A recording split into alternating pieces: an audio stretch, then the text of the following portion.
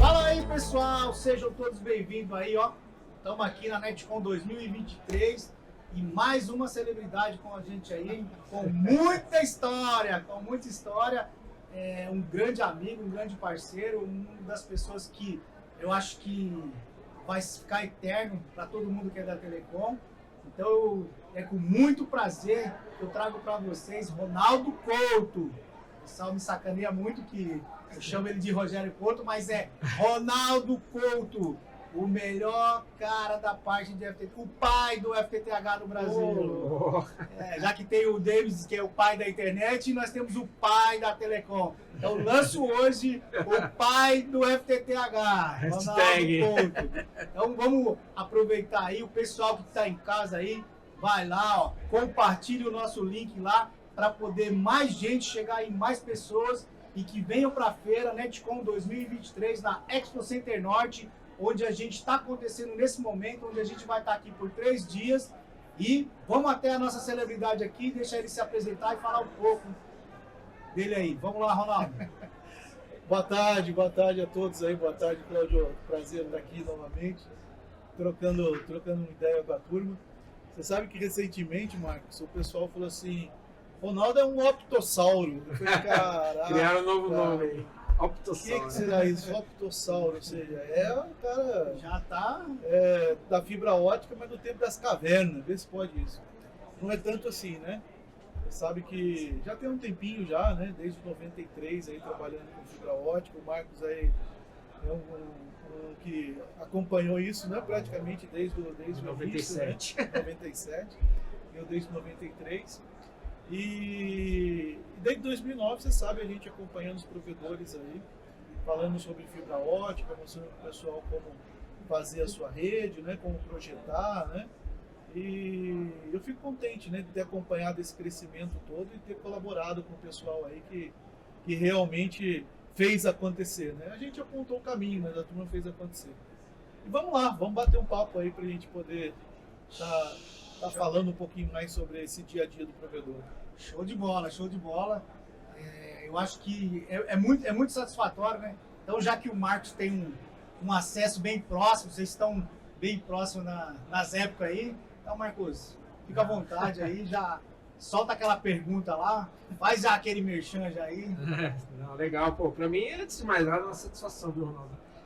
Tá aqui, a gente trabalhou aí basicamente, acho que uns 5 a 7 anos juntos, depois um período que você saiu do Telecom, até brinquei com ele, eu falei, foi o cara louco que te trouxe de volta. Foi bacana, me pediram uma indicação ali para um gerente da América Latina, eu falei, cara, eu tenho um cara aqui que é bom. Aí eu fui lá no Skype, lembra? A gente usava o Skype, cara. O que é isso? Ronaldo, quer voltar pro mercado? Eu falei, pô, aceito. E aí, depois de 2011, a gente começou aquela parceria ali nos treinamentos. Isso mesmo. Pô, uma satisfação muito grande. E, Ronaldo, eu queria já, assim, saber o que é, você, acho que foi em 2010, 2011, você já criou a Primore, né, a sua empresa, e iniciar esse bate-papo falando um pouco da sua empresa, como que você, eu sei que você deu bastante treinamentos presenciais na pandemia, como é que você se virou hoje, quais são as estratégias, o foco aí que vocês têm de novidade aí, até do Pro e ESP também, que eu acho que é bem bacana. Começar falando das duas empresas. Tá bem. Bom, na verdade a Primore começou em 2009, realmente, quando eu comecei a atender os primeiros provedores, né? E ela sempre teve um foco na capacitação, né? Inicialmente na capacitação do pessoal com relação a poder fazer fusão, montar uma caixa de emenda, né? Puxar o seu cabo, fazer a sua rede de fibra. Projeto. Né? Logo depois começou o treinamento de projeto, né? Legal. E aí também a parte de consultoria, né? Que a gente hoje também tem com vários provedores, né? Principalmente a questão dos treinamentos presenciais, Marcos, ela foi uma atividade muito intensa que a gente realizou até o início da pandemia, né? Então eu estava comentando aqui com o Cláudio, né? Que o Feras até foi o último treinamento presencial que a gente fez antes da pandemia, depois fechou tudo, né? E foi o primeiro Feras, né? Na pandemia, a gente, óbvio, acabou mudando um pouco, né, a linha de atuação da empresa. Começamos a trabalhar a questão de treinamentos, né, online, EAD, mas voltamos mais para a parte de consultoria, né? E eu acredito que hoje, na verdade, eu diria que 80% do meu tempo hoje é voltado para consultoria nas empresas, né? Não só na parte técnica, né, mas também na parte operacional, né? Promover com que as empresas consigam ter uma melhor eficiência operacional, né? Mais ou menos aí na época, né, da pandemia, eu e o Rogério, né, meu irmão, o Cláudio insiste em me chamar de Rogério, né? Traz um abraço para ele, Um abraço, Que para mim não é problema, né? Porque é tudo ponto. não, mas dizem que ele que é o artista, o bonitão da família, então. É um complemento, é um complemento. Então, eu e o Rogério, a gente procurou capacitar a turma também de uma forma 360, né? Não só a parte técnica, que eu já fazia, não só a parte comercial e vendas, que ele já fazia, mas gerar um treinamento 360 para poder dar a informação de uma maneira completa para o provedor, buscando exatamente isso, a eficiência operacional. É importante que o pessoal saiba, é um investimento muito alto que a empresa hoje faz para captar um cliente. Com marketing, com publicidade, até mesmo com a parte de ativação, né, custa cara a ativação ainda hoje. E esse cliente ele não pode sair da rede sem motivo, ou seja, isso custa muito caro para a empresa, né? Então, a gente poder estar dentro das empresas trabalhando justamente essa questão, não só a questão de como atrair, mas como ter certeza que a gente vai prestar um bom serviço, um serviço que atenda ao que ele está esperando, né? E ele possa, obviamente, buscar o resultado que ele precisa, né?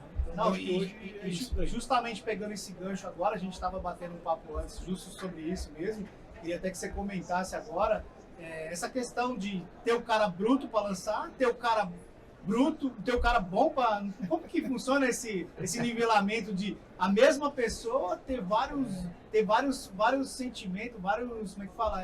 Várias funções, várias competências. Explica um pouco para nós. Cláudio, você imagina o seguinte: imagina que você vai montar um time de futebol e você queira que um jogador seu, ele jogue no gol, ele jogue na defesa, ele também faça a lateral, no meio-campo e no ataque.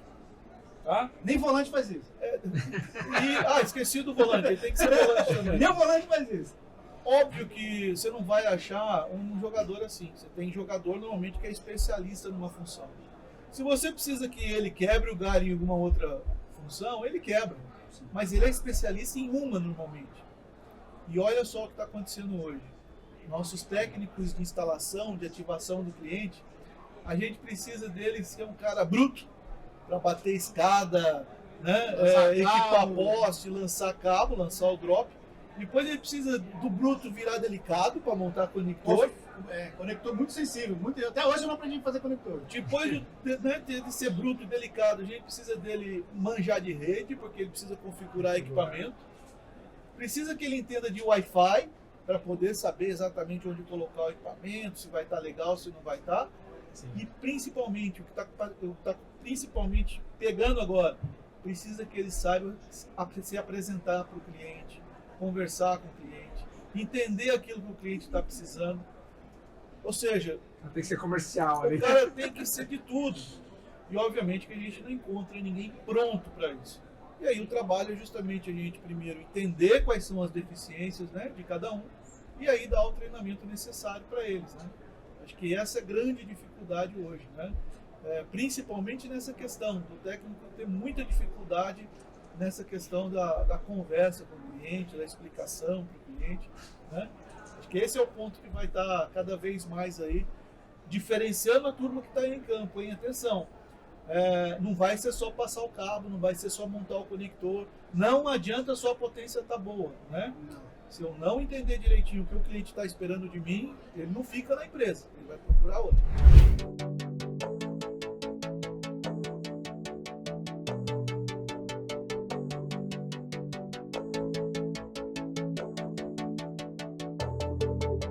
deixar legado, né? Então, essa questão de tratar a parte de insumos dos data centers, essa responsabilidade, você vai falar sobre isso.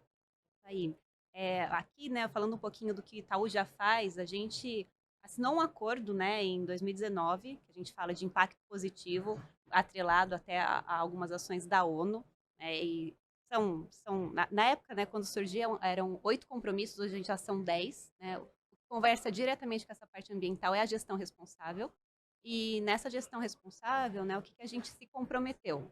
Pegando o ano de 2018, né, como base, a gente tem metas, né, claras, que estão inclusive no nosso relatório, né, de ESG, até 2030. Então, por exemplo, a gente tem para reduzir aí a meta de 33% de água, 31% de energia, 50% de emissão de carbono, né, e aqui eu falo de Scope 1, que são as emissões diretas, né, conversa muito com Net Zero, e as emissões indiretas, né, que é mais essa parte de energia, a gente hoje já, né, tem as RECs, né, a gente já compra as RECs para conseguir compensar 100% do que a gente tem hoje.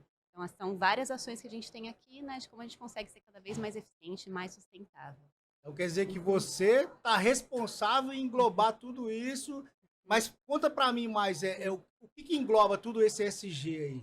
O que é essa sopa de letrinha? Porque eu adoro, vocês trazem um monte de sopa de letrinha aqui e falam, ó, é o ESG, tá? Sim. E o que é o ESG e o que ele engloba? Sim, isso tudo que eu falei são os números gerais do Itaú, tá bom?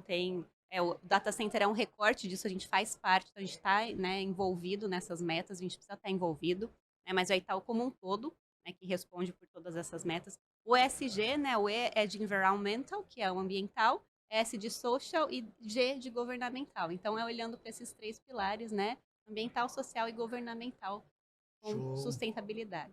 Show de bola, show de bola. Gostei das palavras em inglês, elas ficaram muito bonitas, mas mais importante que isso é a questão social mesmo, é essa questão de deixar um futuro melhor. Exatamente. Eu acho que o Itaú está com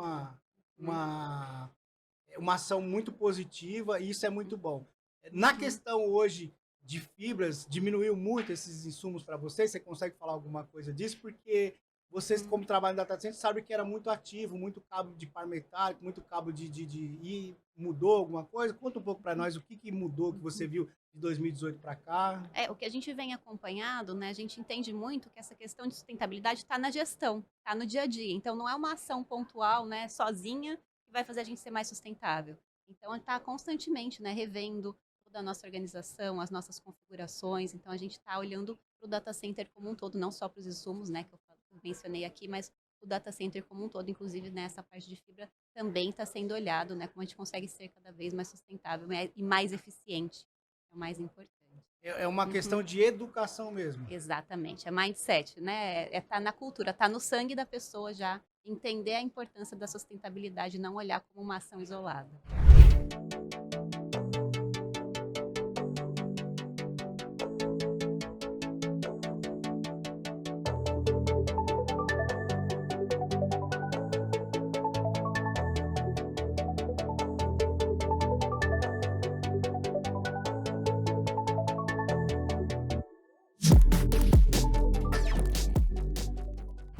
Paulo, se apresenta aí, conta para quem não te conhece, conta um pouco aí quem é o Paulo, fala um pouco também do painel de ontem, como que foi, fica à vontade, a casa é sua. Tá, João. Obrigado, Cláudio, obrigado pela oportunidade da gente mostrar um pouquinho do trabalho da gente aqui, que a gente tem muita honra de fazer, de trabalhar. Meu nome é Paulo Curado, eu sou engenheiro, eu trabalho com telecomunicações há bastante tempo, há 37 anos, mais ou menos, desde 86 que eu trabalho no CPQD. O CPQD é Centro de Pesquisa e Desenvolvimento em Telecomunicações, uma fundação privada, tá? Originária da privatização da Telebrás, que tem como propósito gerar conhecimento, riqueza, inovação para a nossa sociedade através de inovações em telecomunicações, tá? Pesquisa e desenvolvimento. Eu tenho uma trajetória grande, eu comecei lá na década de 80 com fibras óticas, a equipe original de fibras óticas, né? Cheguei numa época onde o pessoal, os físicos, os cientistas tinham desenvolvido a fibra e precisavam transformar isso num produto que chegasse ao mercado, num cabo. Então esse foi o meu trabalho. Desde então eu fiz várias coisas, trabalhei com cabos, trabalhei com sistemas e hoje a minha função é como levar essa tecnologia através do ecossistema de inovação. que é mais ou menos o que a gente tem visto aqui na feira, né? Ou seja, o encontro de atores, de vários atores, de fornecedores de tecnologia, de demandadores de tecnologia dos ISPs, de estudantes da academia, dos atores de fomento, ou seja, todo o ecossistema de inovação e de telecomunicações e tecnologia da informação e comunicação. Então a nossa função é essa, desenvolver tecnologia. Hoje o CPQD ele tem uma atuação muito forte em conectividade. Então se você olhar 5G, a gente tanto no 4G como no 5G a gente fez o suporte ao Estado brasileiro na implementação, na escolha das frequências. A gente tem uma linha muito grande de inteligência artificial em conectividade, tanto sem fio quanto em ótica, né? O CPQD é especialista em comunicações óticas, em fibra ótica. A gente tem uma área também de blockchain, também muito atuante. Tá? E a gente tem mais de 4.000 clientes. Vocês usam coisas muitas vezes sem saber que é o CPQD. Quando você usa um celular, provavelmente ele foi certificado no CPQD, foi testado lá dentro. Quando você usa, quando você pede uma banda larga numa operadora, um sistema que gerencia, que faz o cadastro disso, é um cadastro do CPQD. Se você usa os sistemas aí de pedágio eletrônico, a fatura que você recebe é uma fatura criada por uma máquina do CPQD. Então a gente tem várias coisas que são ligadas. E aqui a gente está, eu especificamente da parte de conectividade de fibras óticas, a gente teve um painel muito interessante. Já começa com ele agora? Já começa mas direto? Vamos. Porque é assim. Quando eu conversei com o pessoal da Netcom, a Netcom a gente já acompanha há bastante tempo, né? E a Netcom tem uma tradição muito forte de fazer essas conexões, ou seja, juntar os atores. Ou seja, as grandes operadoras, eu acho que foi um dos primeiros lugares que os ISPs começaram a vir bastante. Não tem só grande fabricante, tem um pequeno fabricante, tem um distribuidor, ou seja, consegue trazer o ecossistema inteiro, prestadores de serviço, né? Então a gente sempre acompanhou. E o primeiro desafio, e aí já vem até uma coisa interessante para o pessoal vir aqui mesmo, é o seguinte: depois da pandemia, eu acho que é o primeiro evento que eu participo que está mais livre, no sentido que a gente está com menos restrições, que as empresas estão vindo, que as pessoas já estão mais bem situadas, porque a pandemia fez com que a tecnologia se acelerasse muito. Demais. Uma coisa que era para 10 anos teve que se resolver em 3 meses. Isso. Agora, por outro lado, também trouxe os problemas que viriam lá na frente. Já né? falando nesses problemas que viriam para frente, a gente, num bate-papo informal aqui, você falou realmente sobre toda essa evolução que aconteceu e sobre esses problemas. Especifica um pouquinho pra gente, que foi aquela demanda grande e tal, específica pra gente. Você imagina, antes da pandemia, a gente tinha uma expectativa que a questão da penetração da fibra ótica tinha uma velocidade, a demanda por banda larga teria uma velocidade, né? E do dia para a noite, todo mundo precisava ter internet em casa, todo mundo precisava de conectividade. Então isso foi um esforço muito grande, aí o setor de telecomunicações, principalmente as ISPs, aí eu falo muito isso porque a grande expansão foi delas, trouxe para a sociedade a conectividade. Trouxe numa velocidade grande e um pouco desordenada, no sentido de tem cidades que têm 3, 4 operadores de uma vez. Isso, numa hora onde você tem uma demanda grande, parece que o mercado é grande, mas quando você pega cidades pequenas com 2 ou 3 fornecedores de internet, faz com que o preço baixe. Que é o que a gente começou a discutir no painel. Ou seja, nós temos um desafio lá das redes, está todo mundo andando na rua e vendo o que está acontecendo nos postes, né? A gente chamou ontem de pé de CTO. Isso, é o pé de CTO lá. O Márcio Vitali deve ter vindo falar com você. Pé de CTO. Está nascendo um pé de CTO. E o que acontece? A hora que você vê isso, não tem mais lugar para expandir. Agora, como é que a tecnologia pode ajudar nisso? É o que a gente discutiu lá. Olha, agora em vez de cabo de 36 fibras, eu tenho cabo de 800, 240. Será que não está na hora da gente substituir isso? Será que não está na hora de ter mais compacto o cabo, o dispositivo que está lá ser mais compacto para usar melhor a infraestrutura? Então esse é um dos aspectos que a gente discutiu. Compactação, discutir um pouquinho de ESG, ou seja, o papel do ESG nesse desafio de rede. E as operadoras de telecom e os ISPs colocaram os desafios, porque eles têm desafio de tecnologia, que a gente colocou, né? É aquela história que eu citei até para você, né? Dá o exemplo pessoal, porque... O exemplo é é que o pessoal de tecnologia é muito apaixonado pela rede, pelo anzol. Mas ele tem que pensar qual que é o peixe que ele vai pescar, que é o cliente que ele vai buscar. Então, o operador colocou, ó, eu estou com essa dificuldade também. Como é que eu vou aumentar a minha rentabilidade? Como é que eu diminuo o meu custo? Como é que eu trago mais cliente para aquilo ali? Usando a tecnologia, usando tudo que já existe no mercado e transformando isso em monetização. E também um aspecto que foi tratado, e hoje deve aprofundar hoje à tarde aqui, que é a questão da mudança dos atores na cadeia de valor. O que é? Surgiu uma tal de rede neutra agora, que era uma coisa que não existia um tempo atrás. Surgiu aqui, né? Ou seja, você tem uma rede que é serviço e outra que é infraestrutura. E essa de infraestrutura está oferecendo para os ESP. Você não precisa expandir a sua rede. Você vai com a minha, só que o ESP, o provedor de serviço, fala, espera aí, mas eu vou colocar a minha rede naquele cara que vai pegar o meu lucro todo. Então existe uma questão econômica que foi discutida também. Então, do lado da tecnologia, mostrar que existe tecnologia disponível para enfrentar esses problemas que a gente tem, né? Um dos problemas que a gente já colocou, que colocou tecnologia, é o seguinte, falta mão de obra no setor. Falta mão de obra. E é justamente sobre isso que o Feras em Rede vem falando para vocês, que falta mão de obra. A gente está aqui para fomentar. Todos os painéis que estão sendo falados aí, a gente traz o pessoal aqui para estar conversando com eles. E a minha pergunta do Feras em Rede é, como que está a questão da mão de obra? E aí o Paulo pode falar um pouco para a gente, que também, ele, lidando com tecnologia todo esse tempo, sabe que foi uma evolução muito grande e que o mercado vai ser cibernético e precisa mão de obra. Veja, quando eu falei que acelerou tudo, e você aumentou, um dado interessante que foi colocado no painel ontem. Hoje, 90% das cidades no Brasil têm fibra ótica. Sim. Tá? Ou seja, tem muita cidade com muito. Só que a formação de gente tinha que ser tão rápida quanto foi a expansão da fibra, que não foi. Isso não é um problema só do Brasil, isso é um problema do mundo. Mundial. Isso é um problema do mundo. Então, pessoas que têm o skill, e num país como o nosso, vamos falar sério, não, um país que precisa de emprego, né? A gente precisa de emprego de qualidade. Não só de emprego, mas de oportunidade, porque... De oportunidade para as pessoas.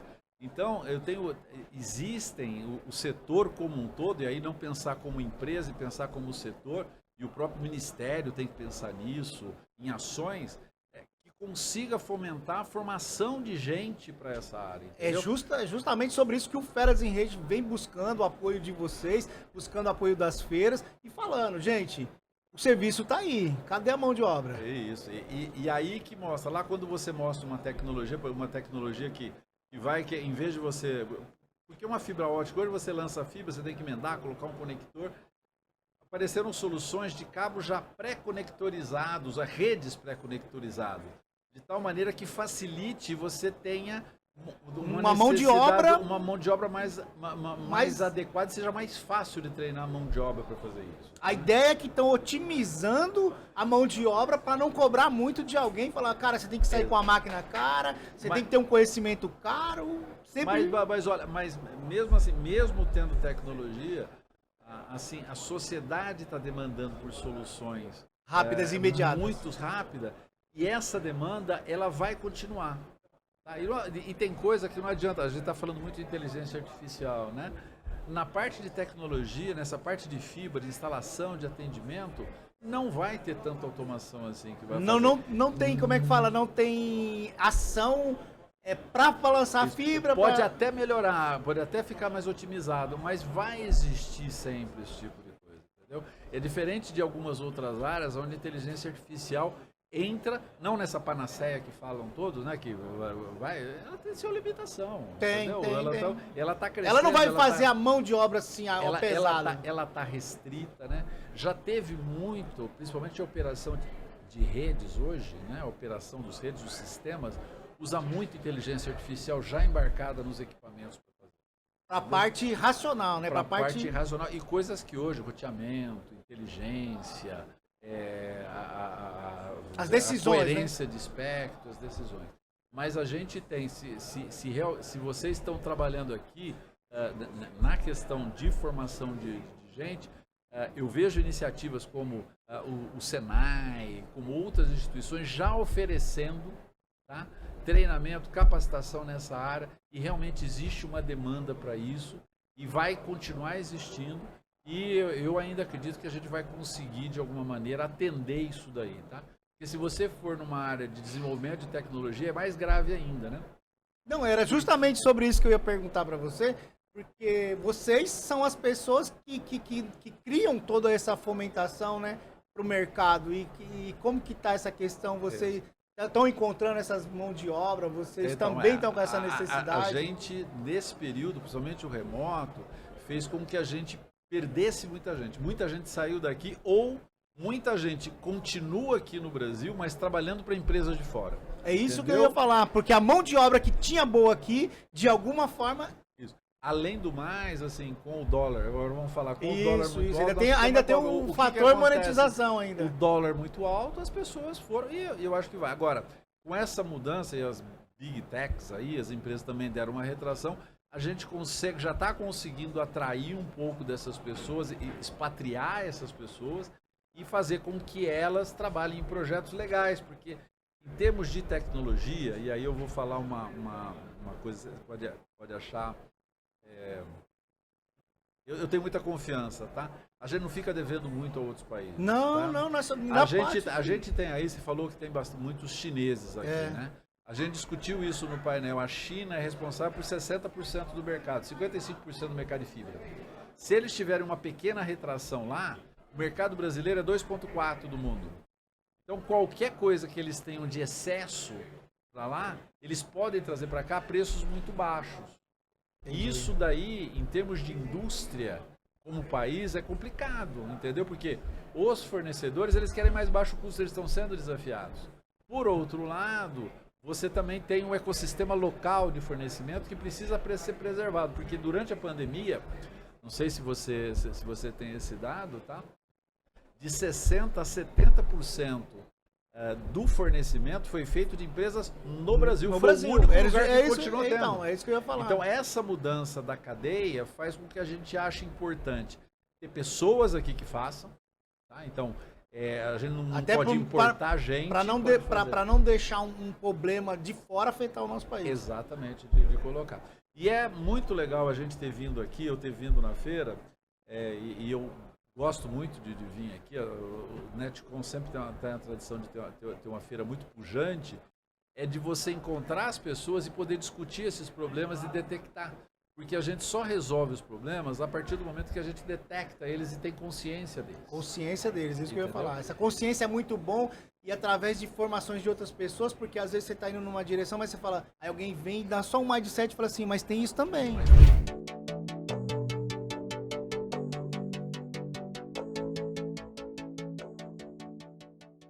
Netcom 2023, aqui no Expo Center Norte, em São Paulo. Agora nós estamos com o Antônio Moreira, é do Nick BR, certo? É isso aí. Antônio Moreira do Nick BR. Eu tava aqui meio, né, já falei assim, peraí que eu vou criar. E com quem que vai me ajudar a entrevistar essa grande fera em rede, porque não tem ninguém mais para ser fera do que o Antônio na questão de IP, né? Então, de roteamento, de entender de tudo isso. Antônio, se apresenta aí para nós. Moreira, né? Que ele gosta de ser chamado de Moreira. É Antônio, mas é Moreira. Todo mundo já é bem conhecido já. Se apresenta para o nosso público aí e faz as considerações iniciais. Depois nós vamos tocando o bairro. Bom, pessoal, ele falou que eu sou fera em rede, então já vou pedir a camiseta aqui. Oh! De cara, né? Vai ser a maior satisfação nossa ter um fera de verdade. Muito bom.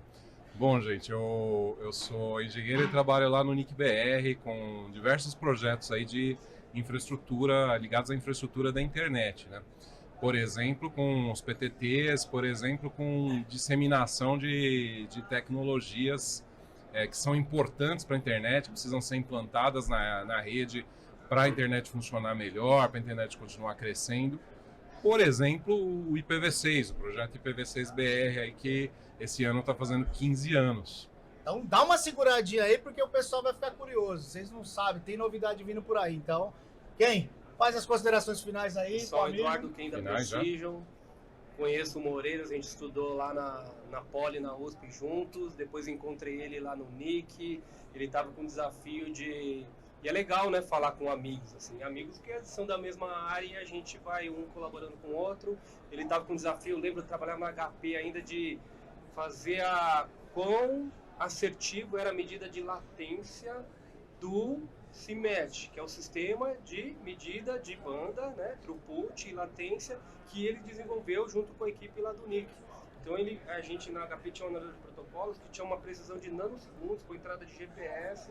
Imagine tu medir a latência one way delay de um pacote. Então a preocupação, se for desenvolver alguma coisa nacional, né, e tinha várias marcas internacionais, que desenvolva de forma bem assertiva. Depois já com o Milton a gente proveu um analisador que simula a latência. Imagine eu fingir que agora eu estou em outro estado e ver o que acontece, também para ver se o sistema é assertivo. Então a gente teve essa interação, a gente se encontra bastante em feiras e vai ser um prazer falar contigo. Show de bola, show de bola. Só fera aqui, cara. Quem tá... Além de analisador, de não sei o que, agora ele virou... Também é meu parceiro nas apresentações. Já me adotou, já arrumou um pai para mim. Estamos bem tranquilo aqui. Bom, vamos agora, só para a gente começar a entender aí, como o Moreira entende muito nessa questão de IPv6 e IPv4, vamos falar sobre as cobranças do IPv4 aí. Como é que tá o pessoal agora? A gente está naquela briga ainda até hoje, implanta IPv6, larga o IPv4, não consegue largar. O que você tem a dizer para nós aí a respeito de o IPv4? Acabou de vez ou tem onde encontrar? Como que faz isso? É uma loucura para nós. Cara, o IPv4 tem o que está funcionando aí na rede por aí. Tipo, não tem mais IPs livres, né? Acabou já faz um bom tempo. Então, se, por exemplo, tem muito provedor pequeno que ainda não tem sistema autônomo, ainda não opera como sistema autônomo, depende do provedor dele, do upstream dele, né? Aí o cara quer tirar o sistema autônomo hoje. Pode ainda. Só que o cara só vai conseguir endereços IPv6 lá do registro BR, não consegue mais IPv4. Pode até entrar numa fila de espera, porque se tiver alguma recuperação de endereços, sei lá, uma empresa que estava fazendo mau uso, uma empresa que fechou e devolveu aqueles endereços, isso é redistribuído. Mas, tipo assim, se o cara entrar nessa fila, hoje está se contando que ele vai esperar uns 7 anos, pelo menos, para receber um bloco, se receber, né? Se receber, porque não é garantido, depende de ser recuperado. Então, não dá para conseguir IPv4, assim, entre aspas, novo hoje, não tem. O que existe hoje no mercado são... tem a recuperação, o processo de recuperação, mas tem também transferência entre empresas. Né? Uma empresa transfere para outra e nasceu um mercado, né? Nasceu uma espécie de um mercado. A gente não gosta de falar muito comercialização porque a gente não considera o IP assim como um bem, é um recurso que tem que ser gerenciado. Mas os próprios provedores que fazem essas regras de distribuição e tal, eles entenderam que essa transferência ia ser benéfica se ela fosse permitida, para otimizar o uso dos recursos, né? Para otimizar o uso dos recursos que estão por aí, porque alguma empresa podia ter o recurso parado e ela não ia abrir mão daquilo, e daí com esse mercado que surgiu, com incentivo financeiro, ela abre mão daquele recurso, ela faz um outro arranjo. Nas fusões e aquisições também acabou? Nas fusões e aquisições sempre pôde, já podia transferir. Mas hoje, tipo assim, hoje se eu tenho um provedor, você tem um provedor, a gente pode chegar num acordo, eu falo, ó, eu tenho aqui uma parte dos meus IPv4, eu vou operar com um pouco menos, sei lá, eu já estou fazendo implantação de IPv6, eu estou com uma necessidade um pouco menor, eu transfiro uma parte do meu bloco para você. Então hoje pode fazer isso, isso é permitido, né? E o registro ele documenta esse processo. E muitas vezes tem um acordo comercial, uma transferência final. Aí o registro não entra não entra nesse mérito, né? Para o registro é só uma transferência. Mas existe isso, é um recurso que pode ser usado em algumas situações por provedores. Muitas vezes é muito mais necessário para um cara que fornece conteúdo, aplicação, do que para um cara que está lá com usuários. Mas também pode ser necessário para esse, né? Porque geralmente o provedor que atende o usuário, o cara se vira muito bem com um CGNAT. Né? Ele consegue, se fizer o CGNAT bem feitinho e implantar o IPv6, que vai tirando a necessidade de carga do CGNAT, né? Ele vai conseguindo se virar e continuar crescendo a rede dele. Segenat morre ou continua com a plantação do IPv6? Cara, com a implantação de IPv6, quando ela estiver mais avançada, o IPv4 inteiro vai morrendo aos poucos, né? Pelo menos na internet global, a tendência é ele morrer. A questão toda do IPv6 é que, na hora que ele foi projetado lá atrás, os caras projetaram ele de um jeito que ele é incompatível com o IPv4, né? Então, tipo, se você tivesse só IPv6 na tua rede ou só IPv4 na minha, a gente não se conversava, né? E isso dificulta todo o processo de implantação. Lá atrás, quando eles projetaram, eles fizeram um plano assim que parecia muito fácil de executar, mas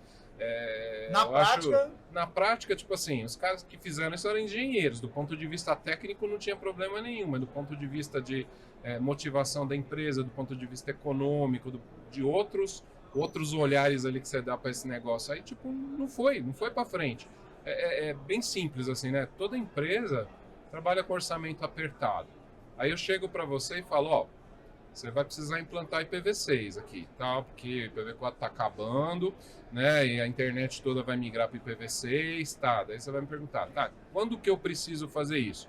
Olha, cara, o IPv4 vai acabar daqui a 10 anos, né? E se você não fizer nada, você vai ter problema daqui a 10 anos. Fala, cara, mas meu orçamento para esse ano, tipo assim, eu tenho outras prioridades, né? Vamos deixar para o nono. Vamos deixar. Né? Vamos deixar para o 11º, para o 12º. Vai pedir e a uma gente tá prorrada, nessa. vai pedir como é que chama? Uma extensão ainda. Pois de é. 10. Então a gente só pode começar a tirar o IPv4 da rede quando tiver IPv6 basicamente 100%. Né? Agora, hoje o pessoal está começando, já passou esses 10 anos aí lá, e muito mais faz tempo, né?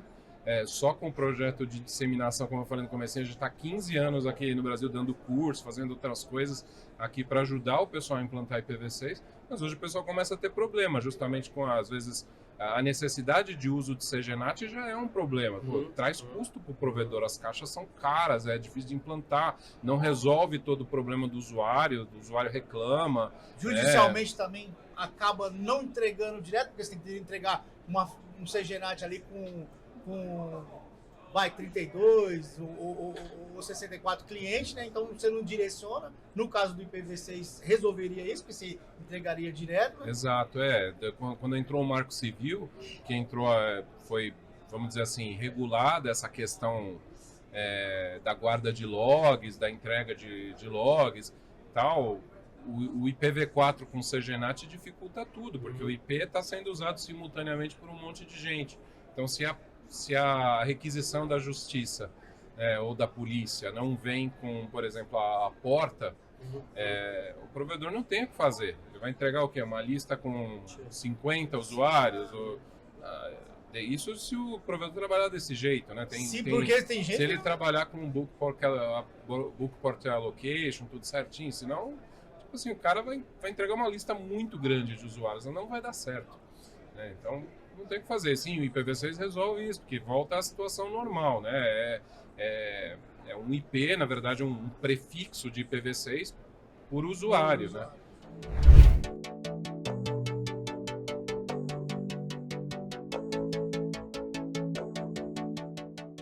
A gente já fez várias lives, mas essa é especial, porque essa aqui, ó, vai falar diretamente com você que precisa monitorar sua rede. Essa aqui é da Precision, o meu amigo Ken, o meu parceiro. E agora nós estamos juntos agora, né? Que agora nós juntamos.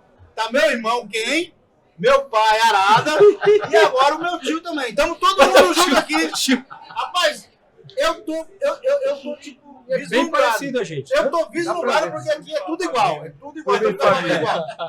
Ken, se apresenta aí, conta um pouco para nós. Você se apresenta, todo mundo já sabe quem é o quem, mas se apresenta, fala um pouco do produto, só uma introdução. A Arada fala um pouquinho, só a introdução. O amigo, como se chama? O Fábio, eu ia chamar de ser de Silos. Desculpa, gente, eu ia chamar de Silos, não. É quase, é para da empresa. O Fábio vai falar um pouquinho também e a gente vai tocar esse negócio aqui. Então, quem? Abre um negócio para nós aí. Fala para nós aí como é que a Precision pode ajudar os provedores de internet. Pessoal, Eduardo Ken da Precision. Então a ideia é que a gente fala de vários temas mais futuro. Aqui a gente vai falar do dia a dia. como que a gente pode ajudar o dia a dia do provedor para que ele sofra menos, para que ele bata menos cabeça e para que ele foque em ganhar dinheiro. Então, quem tem interesse nesses assuntos, curta aqui que vai ter bastante informação interessante. Então, a gente vai falar desde o básico de construção de rede e como que a gente consegue construir de forma melhor, né? O Marcos Harada, melhor do que ninguém, vai falar dessa parte da rede em si, da fibra ótica em si. Muito obrigado. Ô, show de bola, Arada. Tudo bem, Se apresenta pessoal? aí e fala um pouco Marcos Harada, né? Estamos aqui, estamos fazendo aqui um trabalho. Nossa, esse evento foi muito gratificante. Muita gente chegou aqui no evento. Ô, professor, aquele treinamento, né? Lembro de você 4 anos atrás, né? Que satisfação. Até hoje já sei como fazer, então a gente vai explicar aqui o que você está precisando para a sua rede, né? Isso é muito gratificante. O público que veio aqui lembra da gente, né? Falando da gente, muito gratificante. Então a gente vai dar uma pequena introdução aqui do que a gente pode ajudar vocês, pessoal. Né? Então tá bom. Fabião, se apresenta aí, fala o que você faz. O Fábio é o cara que isso aqui vai facilitar a vida de pessoas como o Fábio. Então diga aí, Fabião. Exato. Boa tarde, eu sou o Fábio da Silva Consultoria. A gente presta treinamento na POP Tietê de segurança do trabalho do pessoal e também a gente trabalha na parte de telecom, tomando conta da rede, tomando conta de uma rede de uma empresa do lado de lá também. E esse material específico aqui, ele vai adiantar muito o serviço na rua, que não vai precisar você parar, ir lá na sua LT, bater TDR para achar onde está o rompimento, né? Show de bola, show de bola. Então, ó, pessoal, tá aqui o produto. Eu não sei muito bem, porque eu sou meio Fernando Burrão, não entendo muito, mas eu vou, ó, quem quiser pesquisar lá, tá escrito Fiber, o quê? Fiber Guardian. Fiber. O guardião das fibras. Olha que chique. Caramba, que o guardião da Para que fibra. ajude em alguma coisa esse negócio aí. Então tá bom, faz uma introdução, já faz uma introdução para nós aqui, comercial, e o Arada faz a parte técnica. Então, Faz comercial, pra gente o que é o produto, o que ele faz, não tecnicamente, mas comercial. tá, o que eu vou dizer, né? Então a gente começa com o TDR. O TDR, eu até, poxa, acho que o provedor é corajoso, né? Muitos provedores, máquina de fusão não tem como não ter, Powerman tem que ter, mas tem provedor que não tem o TDR. A vida inteira dele está baseada na fibra e quando a fibra rompe ou atenua, ele não sabe onde que é. Sabe o que o cara fez Né? outro dia agora? Olha que loucura. Olha o que o cara fez que outro dia aqui, vou contar a história. O cara ligou pra mim falando, sabe o quê? Hã? Tem como você ver aí se a sua fibra rompeu, porque a minha passa junto? Aí, entendeu? Vai pro lambuja. Vai de lambuja, ou fica o pescoço torto olhando pra lá e pra cá. Cara, eu acho que é aqui, acho que é ali. Vai na raça. Mas é legal. O provedor tem isso de trabalhar na raça, né? Mas assim, é importante ter o TDR, só que a gente não vai falar nada que é básico. Básico tu já sabe. É isso aí. Né? A ideia de entrar aqui na live é aprender coisas novas, coisas que são revolucionárias, mas que já estão disponíveis e vários deles já tem. Né? Então a gente vai falar de OTDR. Qual que é a ideia desse OTDR? É um OTDR inteligente. O que é o OTDR inteligente? Em vez de você ficar analisando aqueles gráficos, que você vai ficar 3 dias ali derrubando o cliente, o OTDR ele já desenha a tua rede inteira, todos os splitters, todas as fusões, todos os conectores, e o que está ruim, o TDR faz o quê? Pinta de vermelho, fala onde que está, e o TDR fala com o técnico. Técnico, bom dia, refaça a fusão a 30 metros, limpe o conector a 250 metros, troque o splitter. Então, todos os defeitos da rede, o OTDR vai conversar com o técnico. Olha que legal. Né? Começando com o OTDR, isso. Quer acrescentar de OTDR, Marcos? Então, o TDR, tudo bem, pessoal? Teve um pessoal lá que falou que era o TDR. Eu perguntei, o que significa o TDR? Né? Muita gente não sabe. Não Né? sabe nem. Optical Timing, né? Divide um reflector. Ele faz a reflexão óptica na divisão do tempo. Né? Aí o pessoal fala, como é que é o funcionamento técnico dele? Ele joga a luz e reflete quando acha um evento, e esse evento ele vai falar o que está acontecendo, se está atenuado ou não. Né? Então a gente começa a explicar, o pessoal se interessando. A Opa, fusão, a atenuação da fusão vem com o TDR ou na máquina? Explica aí. atenuação da fusão, né? Todo mundo fala, comprei máquina de fusão, deu 0.00, minha máquina é ótima. Passou o TDR lá, está super atenuado. Poxa, mas por que dá essa diferença, Por mano? quê? Porque a máquina faz cálculos, algoritmo de ângulo de clivagem, como é que foi feito, como é que está a limpeza, ela não é precisa. Não dá pra Ela confiar faz- 100% na Não, máquina? Não dá para confiar Naquele númerozinho, não, aquele certo? número é cálculos algorítmicos. vendo, O pessoal? TDR, ele vai certificar a sua rede quanto realmente vai ser a fusão. Né? Aquela fusão é exata. E a gente ensina, porque a gente tem comprimento de onda aqui. 1625 fibra ativa, 1310, 1550. Então a gente tenta orientar mais tecnicamente qual comprimento de onda vai ser melhor para você fazer a medição. Né? O pessoal não sabe as diferenças, não sabe o que é fibra ativa, não sabe o que é fibra apagada, não sabe o que é rede desbalanceada. Então esse é um TDR top de linha. E é uma coisa muito legal que esse OTDR você também pode fazer a medição e online você está vendo o que está acontecendo. Tá de brincadeira. Aí eu tô vendo aqui, ó, fusão, claro. quanto foi minha fusão. Mostra lá pra Quer cá. dizer que até o próprio dono tiver, ele tiver Isso. com o aplicativo. Mano, O técnico tá fazendo Então, na rua, o dono tá aqui, ele consegue enxergar o que o se tá sendo bem feito ou não. E você fala, ó, terminei aqui, o cara olhou Tá aqui, ó, de nem sai daí, brincadeira, cara. velho, não. Fusão tá Tu ruim. entendeu? Tu entendeu que legal? Então você tem uma conexão, uma tecnologia que isso está incorporado é muito grande. Aí o técnico, mas eu não sei configurar. Tudo bem, vamos acessar o seu OTDR remotamente. Deixa só eu dar uma alusão aqui.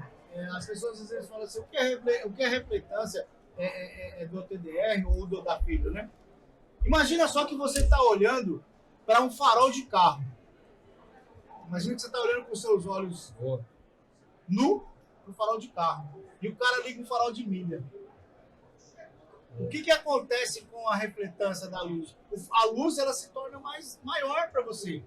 Então, às vezes, a atenuação ela acontece quando a refletância é maior. E esse equipamento aqui vai falar para você qual é o local exato aonde essa luz está voltando para o equipamento. Isso. Eu tô até para fazer um suporte desse, onde o cara vai pôr o olho e vai falar, tá vendo a luz? Tô, como ela tá? Então, aquela luz de incandescente, que tinha aquele raiozinho, ela é bem amarelinha. Aí você liga uma outra, e você vai ligar cada um tipo de luz até ligar um farol de milha. O que vai acontecer com o farol de milha? A refletância está muito alta, ela voltou para sua vista que você não consegue nem enxergar. Que é o que pode ser com a OLT. Derrubar, né? É isso aí. A OLT é a pessoa. Ela recebeu a luz de volta de um ponto onde ela não consegue enxergar. O que ela faz? Ela tem que piscar para poder diminuir essa refletância. Quando ela pisca, o que acontece? Derruba todas as ONUs. Boa analogia. E a outra uma coisa mais importante, né? O domínio do tempo. Né? Como a gente explica, por que o domínio do tempo? Eu estou falando, imagine se fossem 2 carros ao mesmo tempo. Como é que eu ia identificar isso? Sim. Imagine a gente conversando aqui, um de cada vez, estamos interpretando. Sim. Imagine todo mundo falar ao mesmo tempo. Né? Então você tem que ter o tempo certo para o equipamento identificar nos eventos. Olha que legal, só para colocar o Fábio aqui na nossa conversa, o dia a dia, né? Imagine lá, o cara tá no NOC, no centro de gerência, cheio de telinha bonitinha. Aí o rapaz do NOC falou, eita, caiu 2 switches, que tá ligado com uma fibra e outra. O que o pessoal faz? Vamos acionar o pessoal de fibra, sabe? Sim. Como que é o procedimento? Explica pro pessoal. O procedimento, pelo menos que eu conheço lá, a gente vai até na LT, vai desconectar todo mundo, bater o TDR. Leva o TDR, certo? Vai bater o TDR, vai medir. Só que assim, ele vai te dar uma metragem. Uma proximidade. Vai te dar você vai ter um lado. Mas tu tem que ir até o local, certo? Até o local. Você vai ter um lado aproximado e vai te falar, ó, tá em 800 metros. Mas aí, se você tiver caixa de atendimento, caixa de sobra técnica, de sobra, você já vai ter que fazer esse cálculo. Se você não souber, você já vai bater cabeça nesse trecho do carro. Imagine que é dentro de... Já entrou em data center? Sim. Lá na Tivit, Equinix. E aí, tu chega lá, eu vou entrando, é rápido para entrar? Mas não pode ser feito isso. Né? Como que é? Tu tem que passar o nome, aí fica lá fora na chuva. Tem alguém para te acompanhar, né? Aí você vai perder muito tempo para achar onde está. Incidente falando onde... ele vai se comunicar com você. Você sair para a rua, você vai saber o que você tem que fazer. Ó, igual você está dizendo, a 150 metros, o conector tá sujo, tem que limpar.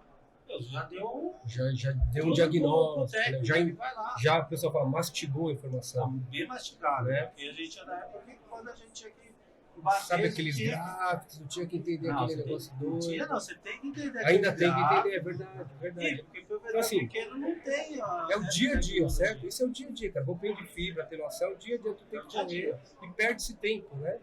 Cara, uma vez só pra contar, eu fui no data center, beleza. Então, cara, peguei o trânsito do caramba, cheguei lá no data center, beleza. Eduardo Ken, eu cara já brinco com o meu nome, Ken. Vamos passar batido, porque já tô acostumado. Não vou falar o negócio de Ken da Bárbara, nem do Street Fighter, porque já passou agora a carreira. Na verdade, fez assim, mas eu gosto de telecom. Então, tranquilo. Aí chegou lá, o cara fez a clínica dele, pô, cansado, ela tava meio chuviscando. Eu falei, cara, tem que ver meu nome aí. Pô, não tô achando, e pede pra operadora te liberar, beleza. Cara, sei que eu fiquei um tempão. Aí, beleza, aí tu entrou pra Isso não é depois das 6 não, né? Não, era tipo, acho que 11 da noite. Então, você sabe que tem que entrar depois da meia-noite pra poder ficar validado o horário. E acontece isso, cara. Aí, tipo, tu entra, aí tem a primeira porta. Aí você vai a segunda porta de novo. Virou o dia. Cara, tu não tem autorização. Tem que sair pra ficar no outro dia. Então já foi, cara, daí beleza. Fez a outra autorização, entrou. Entrei lá dentro, cheguei no hack. Beleza. O hack tá fechado. Ah, tá, o senhor... Não pediram a chave, pediram só acesso. Eu vou fazer o quê? O hack fechado. Entendeu? Não, eu pedi a autorização da chave. Ele pede a autorização da chave, cara. Aí tu vê, não tem nenhuma fibra identificada. Né? Caiu metade da rede. Se você arrancar errada, cai a rede toda. Né? Aí vai vir uma ligação de alguém assim, muito simpático. Que tá viajando em algum lugar? Tá lá em Miami. Né? Porque ele é o dono do negócio. Então, então é difícil. Isso passa assim horas, entendeu? Mas é o que o pessoal faz todo dia. Né? Essa luta é diária. Então, é real. É real e todo mundo sofre. Todos os provedores, todas as operadoras. Né? Por isso que foi lançado esse pai do OTDR. Pai do OTDR. Né? Que é o OTDR que é o quê? Só entrando já no mérito, é um OTDR de hack que tem várias vantagens. Se ele é de hack, ele fica monitorando 24/7, ou seja, todo dia, toda hora. Tá? Então é uma primeira vantagem. Então imagine que a rede caiu, 31 de dezembro, 23h50. Todo mundo já está lá quase soltando a champanhe. E o cara de plantão está lá também. Porque plantão de plantão acho que não vai dar nada. Não vai dar nada. Nunca dá nada. Nunca dá nada. Porque sempre dá nesse momento. No aniversário, domingo à tarde. Então, assim, só que com esse cara vai estar monitorado 24/7. Outra vantagem, ele tem várias portas. Cada porta eu monitoro 120 km. Então, eu estou monitorando 1.000 km de rede. Fácil. Tem gente que para 1.000 km de rede é o backbone inteiro dele. Tá? Então, estou monitorando uma rede bastante complexa. Fala um pouquinho do produto, então, só para nós, mais comercialmente falando, não da execução dele ainda, porque isso aí é coisa do Arada. Fala do produto ainda. Então, o que ele é? Né? E outra coisa que ele faz, ele, em vez de falar quilometragem, que você falou 800 metros, 23,7 quilômetros, ele te fala a localização, o endereço. A Avenida Paulista, número 23, atenuou ou rompeu nesse exato minuto, e essa informação vai direto no celular do técnico. Ele clica com o Waze e sem erro. Ele não entra em nenhum lugar para medir, ele não leva o TDR para nenhum lugar, ele vai diretamente ao ponto onde tem que fazer o reparo. Porque já tem essa facilidade. Ele já tem um KMZ aqui dentro, ele já tem as rotas mapeadas, o aplicativo já está conectado. Ele vai te mandar uma mensagem pro celular e também vai ter um NOC falando lá como é que tá a minha fibra, se a fibra tá atenuada ou não. Ele vai montar um gráfico, ó, tá atenuando ali, tá saindo fora do padrão, já tá soltando um alerta. Entendeu? Então a gente consegue modificar o tempo de identificação, que seria 8 horas, 4 horas, para 5 minutos. Até reparos, porque às vezes você está com um cabo ali e o cabo está atenuando por si só. Top. Você consegue verificar, como é que chama, ações que às vezes o cara foi lá bater uma escada, amassou alguma coisa, então ele já te alerta também sobre isso. Ações proativas, né? Então assim, rompimento, tu não sai correndo, certo? Romper, filho, tem que sair correndo. Agora, atenuação, tu não vê.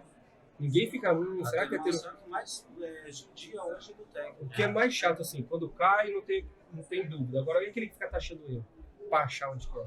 Será que é roteamento? Será que é OLT? Será que é configuração? E fica ali incomodando o usuário. E às vezes vários usuários. Peguei uma vez, eu peguei um caso uma vez, que só à noite. Só à É, noite tem, ele tem essas tipo, histórias malucas, né? só à noite. O outro era o caminhão de gás, passava e amassava a fibra só no horário A específico. árvore, o vento baixava a árvore e ele Entendeu? ficava forçando ela. É. Que loucura, Eu velho. tenho uma foto de um galho que nasceu no meio do... Aí, ó. O que Entendeu? acontece Vai às achar. vezes, né? Com o produto, que é o diferencial do produto, né? Você vai passar eu quero um TDR mais baixo custo lá. Você comprou, você vai achar. Aquela tua atenuação, ele vai te dar como fusão. Você vai ficar e não acha essa fusão em lugar nenhum, não tô achando. Aí você tem que usar da experiência para ver E você achar. fala, cadê essa atenuação? Aqui ele vai mostrar exatamente o que é fusão e o que é atenuação. Ele vai consegue mostrar o que é diferenciar. dobra e o que é fusão. Porque já muitas vezes o pessoal bateu cabeça falando, não tô vendo nada, não tô achando fusão. Aqui não tá mostrando que tem fusão. Fusão, aí você vai descer a caixa de emenda, não vai achar, vai descer a outra. Não vai achar e esqueceu que tá dobrado ali o cabinho. Vai ter que achar ou Isso, técnico mais isso é legal. tempo vai ter que enfiar, bater escada e pode baixar. Aconteceu, ó. O cara vai ter que voltar batendo procurando onde que tá essa atenuação aí. Quantas vezes você já fez isso? Você tem uma solução aqui, ó. Que desenha uma dobrazinha, assim. E fala que rua que tá, número que tá. Aí, pessoal do provedor aí, ó. Vamos parar de sofrer. Outra coisa, olha que legal, que tu não consegue fazer também. A pessoa tá construindo um backbone novo e eu lá do NOC, eu vejo que ele fez a fusão e tá esticando as bobinas ali, ó. Então tu consegue ver até o que está sendo feito. Geralmente o que tu faz? Tu faz um backbone isso, tu faz um backbone de, sei lá, ponta a ponta 100 km, ele constrói tudo, bate o TDR e fala, tem que arrumar 20 pontos. Volta tudo e arruma. Aqui eu já tô monitorando. Tu fala, Jorginho, cara, nem sai daí, ficou atenuado, filho, a fusão. Ah, mas a máquina deu zero. Pois é, mas não deu não. Tu entendeu a diferença também? Otimização de tempo, gestão de tempo, Né? gestão Visibilidade. E ele tem grafana, né, para ter todos os KPIs. E ganhando tempo nos dois lados, né? Lógico. Ganhar tempo do técnico, porque não vai ter que refazer Tu o concorda? serviço. É. Porque hoje o que mais mata o provedor é o refazer o serviço. Você lança o cabo, você faz uma cell. Você passou a manhã toda fazendo a cell. Mas você tem que abrir toda ela de novo para refazer. Descer as caras, ixi, cara. Verdade. E o técnico falou, mas ó, eu vim aqui, deu 0.00, tava bom, tava bonito. Mas aí foi legal que vocês ficou no início da máquina. Que a máquina do 00 tem pessoal aí que não se preocupa na limpagem do Isso. Não vai ali. Passa ali, mas... Passa na camiseta. escadinha com aqueles cabos que eram subterrâneos, não era o geleado lá, aí dava aquela limpadinha na cabeça, depois vinha, limpava e falava. Tava numa operadora lá, o pessoal chegou assim e falou, precisa limpar a fibra. Peraí, eu vou lá no banheiro. É que é o papel lá pra limpar Riscando a fibra todinha, cara, eu vou falar pra você. Eu fico vendo aquilo, eu tenho alguns outros que a gente mostra, que toca a mão, alguns que a gente tem esse hábito e se torna, fala assim, cara, não faz isso, ele não entende. Mas sabe o que é? É justamente essa questão da educação. Capacitação. Infelizmente, e assim, até os treinamentos que a gente tem mesmo, porque quem está ensinando os nossos técnicos hoje? São pessoas que também já aprenderam com outros. E aí, tem um desenvolvimento pessoal, onde o cara tá fazendo uma cena e tal, e quando chega no final da cena, o cara tá ligando uma moto aqui, acelerando e dando partida, e não era aquilo que começou. Então a mesma coisa acontece com a degradação da informação. Exato. Telefone sem fio, né, pessoal? Telefone sem fio, cara, começa a passar. Então a ideia é a gente não só treinar o cara, mas continuar dando essa questão revisando esses treinamentos com ele periodicamente. A gente não tem que passar pela educação, a gente não tem que passar pela visão. Então acredito que chegou um momento em que muitos aprenderam, muitos. Eu acho que a operadora tem essa questão de pegar o bom e transformar ele em outros, mas infelizmente, se para o acompanhamento, aquilo começa a degradar. Então, uma política de reciclagem constante, né? É isso aí. E aí os treinamentos do Feras em Rede, onde ele vai estar acompanhando esse pessoal, e a gente vai estar, mesmo que ele passou um certo tempo, a gente vai fazer o quê? Vai acompanhar ele de novo. Ó, você a partir de tal tempo vai fazer a reciclagem e você vai fazer esses testes aqui. Ah, mas eu já sei, eu entendo. Mas é para que você, porque se você piorou da visão e você precisa de um óculos, ou se você aconteceu um problema com você de saúde no meio do caminho e a gente não está sabendo, porque a gente não tem como avaliar.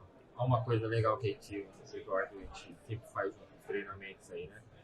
Pratica uma prova. Antes Isso do aí, treinamento. uma prova, antes Qual pra é o seu entender. nível de conhecimento? Isso aí. Essa prova antes é muito engraçado, né? É. Mano? Porque assim, tu entra numa sala, quanto tempo vocês mexem com fibra ótica? 17 anos, 20 anos, 5 anos. Tipo assim, não sei nem o que eu tô fazendo aqui. Então, beleza, vamos fazer a provinha, né? Então tu vai tirar 10, tu vai estar tranquilo. Aí, e tá aqui. Os conceitos, então, sedimentados do fazer, ele faz. O que significa, como melhorar, a teoria daquilo, que parece que é bobeira, é bastante importante. E a evolução, né, nos processos, porque a informação está vindo tão rápida e aquilo Entendeu? que você aprendeu no momento, Bom, isso é top. aprendeu no momento já não é mais. Eu tô acostumado a ver curva de ATDR, eu tô acostumado a ficar 4 horas analisando. Tu vai vender o produto faz em 5 minutos? Poxa. Aí no perdeu a final graça. do curso, a gente aplica a mesma prova. Né? Para ver o que ele aprendeu durante o curso. Não, sai outro ser humano. Né? Um ser humano sai outro ser É humano. a mesma coisa, a mesma prova. Não, mas muda ele vai se mudar ali, ele vai, porque ele chega achando que já sabe, ele vai aprender. Então, tu só aprende quando você é humilde o suficiente para saber que tem sempre que aprender. Aí muitas vezes, Entendeu? o que acontece com esses treinamentos online? Você dá pro cara. Só que o problema não está no atendimento, no treinamento online, está no acompanhamento. Então, o grande foco onde Férias em Rede vai bater é no acompanhamento. Irmão, tá aqui para você, só que você está sendo acompanhado. Então, para você criar a sua matriz de competência e você ter o seu plano de carreira, você tem que. Eu fui testado, pô. Todas as provas que eu fiz até chegar onde eu tô, eu fui testado e sou testado todo dia. Porque eu aprendo, executo e tenho resultado. É o ARE. Da aeronáutica. ARE.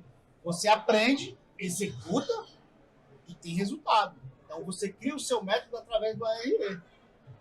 Aprender, executar, porque você aprendeu de um jeito. Mas nada disso, se você pode até aprender de um jeito mais fácil. Eu admiro quando eu chego em algum lugar que alguém me mostra de uma forma mais prática. Eu falo, nossa, eu sou burro mesmo. Porque Não é parabéns. burro não, cara. A gente tá acostumado. É né? fazer o costume do castigo. Né? Então, pronto. Se tu tá acostumado, tu falou, pô, vou mudar. Né? Às vezes tu quer mudar também, falou, eu vou estudar sozinho, ou se alguém já te ensina o pulo do gato, eu, puxa, top. Já pega É verdade. E hoje eu tô aqui falando com vocês e é muito louco, porque é uma frequência muito boa que eu pratico esse negócio da prova antes, entendeu? E aí, só que assim, muitas vezes você pratica essa questão e as pessoas falam, o cara tá querendo me testar. Não, ninguém tá querendo testar, eu quero tornar você uma pessoa melhor. Só que para isso eu preciso entender em que nível você tá, para mim te acompanhar, porque às vezes nem compensa falar com você se você sabe tanto. Vamos pular esse nível e vamos. E esse negócio da prova quebra a barreira da própria pessoa. A hora que ele falou assim, não sei nem o que eu vim fazer aqui, que eu tô 17 anos, a hora que ele faz a prova, eu acho que eu vou prestar um pouco de atenção. Tu entendeu? Que legal? Faz top. Muito interessante.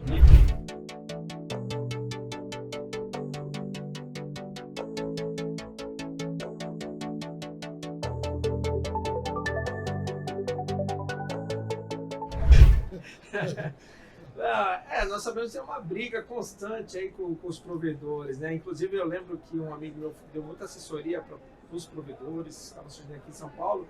É engraçado, a Enel, né, o Eletropaulo, ela tinha um projeto de autodenúncia, né, para o cara ir lá e qual que é o maior, a pergunta clássica, né, então, para o desafio, ou já uma orientação que o senhor pode deixar aí para os provedores, principalmente aqueles que, infelizmente, a gente sabe que acaba não se regularizando, né, porque, sei lá, tanto cabo, tanto... O problema maior é que agora, depois de muito tempo, nós saímos, na época da antiga Telebrás, nós tínhamos 28 empresas operadoras, uma por estado e uma de grande distância, que era a Embratel. Né?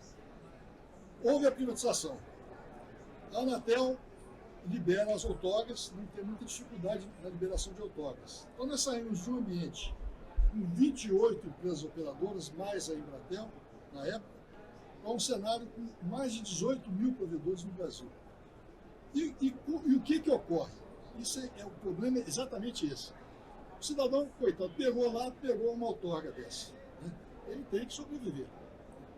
Então, a lei, os decretos, o que eles exigem? Que você faça um projeto, esse projeto tem que ter uma responsabilidade técnica, um engenheiro técnico, tem aqueles técnicos também registrados, você faz o projeto, submete na concessionária de energia.